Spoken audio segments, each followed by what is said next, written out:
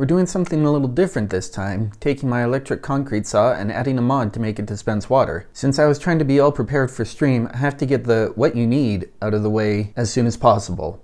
6 things: a garden hose disconnect, a garden hose shutoff, a hose to 1/4 inch adapter, a PEX to hose fitting, and some 1/4 inch hose, and Teflon tape. I got an electric concrete saw for a few reasons, but the biggest being that I'm both very poor and very cheap. Other good reasons are that they're a little bit quieter, still stupid loud, they're definitely lighter, and more importantly, you can run them indoors without any concern for exhaust fumes. But this one doesn't come with a way to dispense water at the blade.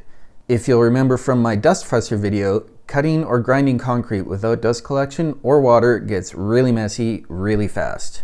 I was making this up as I went, so I spent some time trying to get some copper water line to work.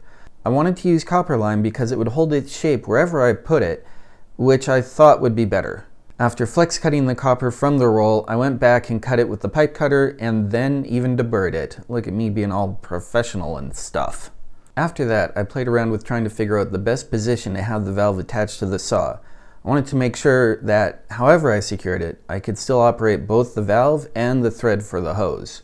I think at some point, someone on Twitch chat suggested that I don't have the plumbing joints for the water directly beside the motor, being electric and all. So I decided to switch off to the plastic water line and mount it on the power cable behind the motor. Then, before mounting it, I wanted to connect the hose to my PEX and make sure that the shutoff was working properly and that I could reasonably regulate the amount of water coming out with the valve.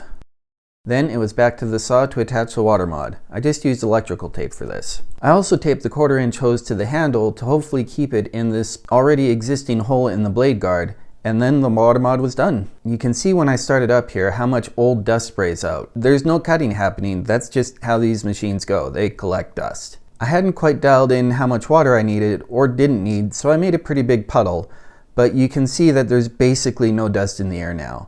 Anything that does spray out is just muddy water now, which isn't a health hazard for my lungs. I wiped the water into the open hole for the plumbing work that I still had to do, and that was that. Working wet concrete saw.